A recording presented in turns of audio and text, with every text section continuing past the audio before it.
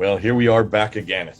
You can see Odon over here, my good friend. He's got his sieve up behind him, and I've got my sifter right here. We're sifting through some more material. We've gone through and looked at the environment from which the Quran had to come out of. Odon was responding to some of the claims that Thomas had made in a previous episodes where he was saying that the Quran is mainly of lectionaries, and Odin saying, no, it's not really lectionaries. It's actually a whole polyglot of many different pieces of literature, some of which are religious, others of which are even secular, and that we have to understand the milieu, and the milieu that existed at that time was not at all ignorance, like the Standard Islamic Narrative says. The Standard Islamic Narrative, it tells us that it is a very ignorant era. Jahiliyyah is the word they put. We put Jahiliyyah in there, and we found no, it's rich with tradition. It has enormous amount of not only apocalyptic literature, it has hymns, it has homilies, and these are preachers, these are teachers. They're unpacking these homilies, these hymns, and these lectionaries. Yes, lectionaries in there, and they're introducing it into Arabic so that the common people could understand. So it's a very rich tradition, but we want to now zero in. I think you're going to look at the word Qur'an itself, and you're going to be looking at this word and unpacking and seeing where it comes from. So over to you, Odon. This will be a whole new segment of what is, as we're finding out, a much different story than what the Standard Islamic Narrative has been telling us. Exactly. Well, hello, Jay. Hello, everyone. So I intend to do a very big sifting operation. I will put the Quran through the sifter, and look especially for the word Quran. What does the word Quran means when we look at it, at every occurrence in the Quranic text? And by doing this, we will really get what the Quran is, or what is the Quran. So, what is the word Quran in the Quranic text? It comes from the qer'yana root, kaf, ha, hamza, and it basically means to recite, to read. So when we see Quran, it can mean a recitation, a reading. It could mean a lectionary, which is a reading, a collection of reading taken from scriptures that is made to be used in masses, in worship, for the prayers, and so Quran as an Arabic word could mean lectionary, but basically it is recitation or reading. There are in Aramaic, according to the different dialects, the words qorono and the word qer'yana, which specifically mean lectionary. Lectionary, so as I said, a religious book, a collection of readings taken from the sacred scriptures, with prayers, with hymns, which is supposed to be used in ritual masses with a ritual calendar. There are 88 occurrences of the qer'yana roots in the Quranic text, and I've looked at every one of them, and there are 85 out of those 88 that relate to a Quran or to a recitation. In the three other occurrences, it's about reading or recitation, but without any relation to a Quran. In Islamic Arabic, because there is an Islamic Arabic language and a non-Islamic Arabic language, the Quran is understood as the one and only Quran with a big Q, which is the sacred book of Islam, which is supposed to be the word of God preached by the Prophet Muhammad, according to the Standard Islamic Narrative. And so Quran has sort of become a proper noun. Quran is now Quran with a big Q. It is a proper noun, the Quran. There is only one, but we will see that in the Quranic text, there are many occurrences of the word Quran that do not fit this explanation. That do not fit the explanation of Quran as being the one and only Quran, the Islamic Quran.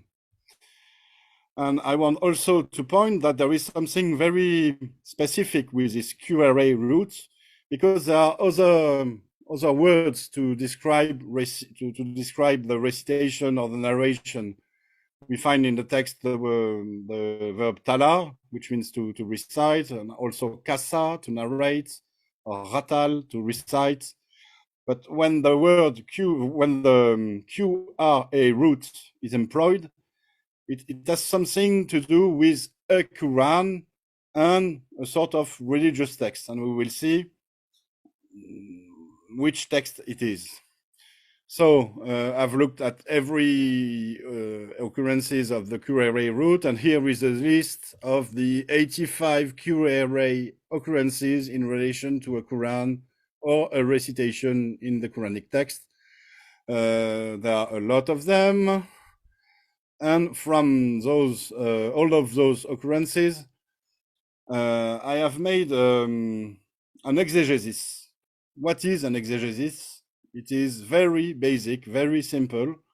It is to look at every occurrence and to look for the meaning of the word according to the context of the verse.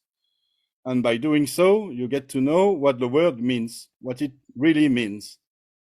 This is so basic that it sometimes is forgotten by scholars who don't use this methodology, which is very, very simple, and who rely on the Standard Islamic Narrative to get the sense out of the Quran. But we will see that the Standard Islamic Narrative is sort of incapable of explaining many verses according to himself, because in many verses we find that there were other Qurans. There were many Qurans, in fact, actually, at the time of the preaching. And the preacher specifically focused on a Quran, which is the Quranic text, Quran with a big Q.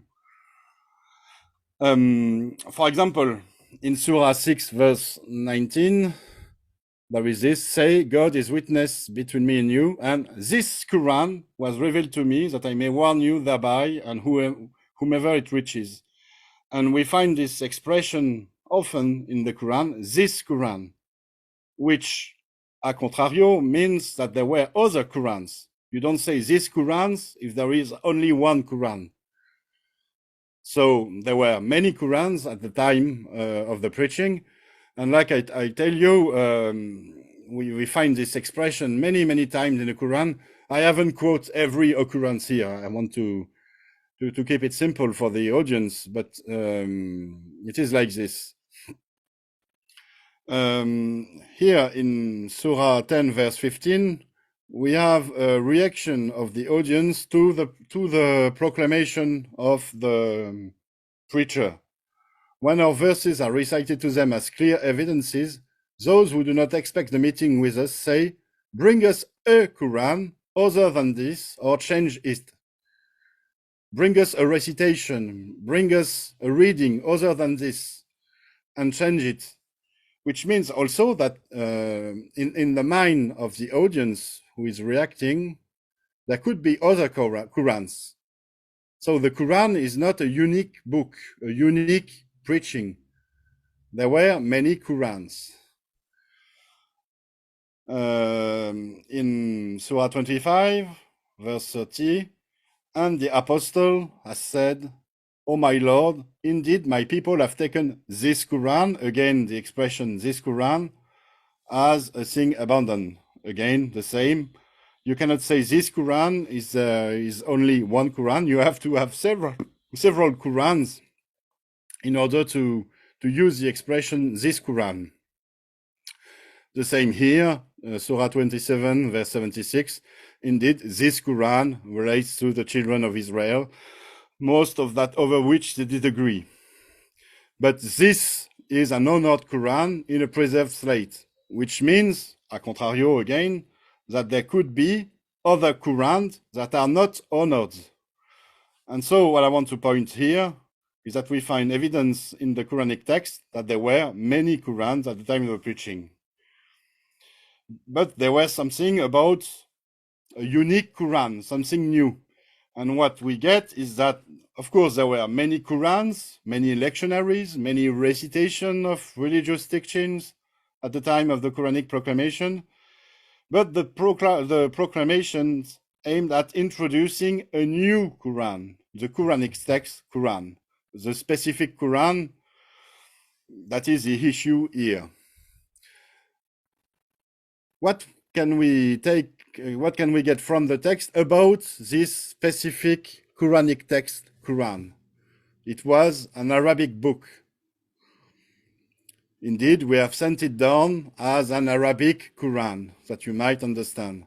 So this might be why it is different from the other Qurans. And thus we have sent it down as an Arabic Quran and so on. Here in Surah 20, verse 113. In 39:28, it is an Arabic Quran without any deviance, that they may become righteous. Surah 41:44, and if we have made it a non-Arabic Quran, they would have said, why are its verses not explained in detail in our language, and so on. And there are many verses that specifically point at the Arabicness of this Quran. So, and thus we have revealed to you an Arabic Quran that you may warn the mother of cities. Indeed, we have made it an Arabic Quran that you might understand. And indeed, and again, it's about an Arabic Quran. It is a revelation of the Lord of the worlds in a clear Arabic language. So I think you get my point. The Quran that we are talking about, the Quran that is the specific Quranic text, Quran in the Quranic text, is an Arabic Quran, contrary to the others. So just that, with this very basic sifting of the Quran, we just understood that the Quran is about is a specific book, but one out of many Qurans. And it is a specific book because it was an Arabic Quran, an Arabic recitation, an Arabic reading, an Arabic lectionary. And we will see thereafter that we will find many other clues, many other evidence in the Quranic text that will make us understand what is the Quran in the Quran. This is great. This is short, sweet, to the point. You've taken out your sifter, you've put this book in, and what are you finding? You're finding many Qurans. See all these Qurans down here?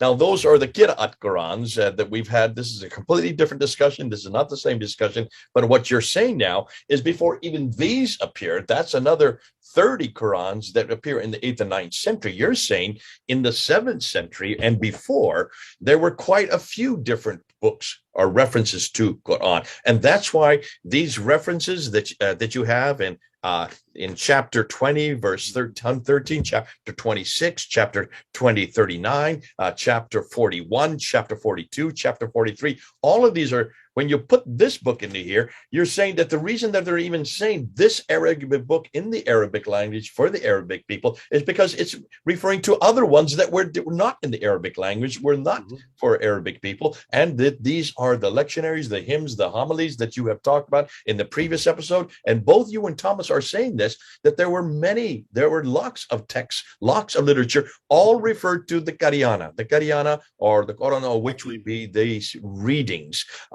of which it is derived so that this book could be made. That's why this distinction need to have been emphasized. Another point for the conclusion would be, when we look at the text is speaking about a unique Arabic Quran, which is different from the other Qurans, which means the other Qurans are not Arabic. So if they are not Arabic, what language? For example, Syriac. If those are Syriac Qurans, they are qer'yanas or qoronos, which mean they are lectionaries. Yeah. And I think so that the very meaning of the word Quran in the Quranic text is lectionary and not divine word of God. Yeah, it means lectionary. We've said this, we've been saying this for years.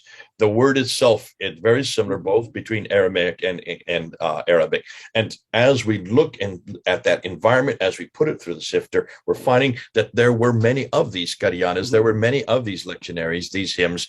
That's why it had to make a distinction. This is the one that is in contradistinction to those ones. It makes only sense. I remember when I was doing a debate with Dr. Sheikh Omar Bakri Muhammad, not Dr. Sheikh Omar Bakri Muhammad, at Trafalgar Square way back in the 1990s. And he wanted to debate me. It was an impromptu debate in front of about 5,000 Muslims who are all around the plinth there, Nelson's column. And we had this debate about 45 minutes, just back and forth, back and forth. He finally turned towards me and he made this claim. If you don't believe this is the Quran, then show me a one better. Show me one like it, which is from chapter 31, also chapter 30. This company. Show me a better one than what I have here. He was referring right to that challenge that is in the Quran itself. Now I understand what that challenge is all about. It had nothing to do with give me another Quran today, give me another book today. It's talking about those other lectionaries, those other hymns. Show me another one that's better than what we now have here. What you could have done at the moment is show him an Aramaic Quran, and there are still many Aramaic Qurans today, which are Aramaic lectionaries. We're going to have to all start buying Aramaic lectionaries and keep them in our hands, because at that time, all I did is I opened up the Bible to Psalm 23, and I just started reading Psalm 23.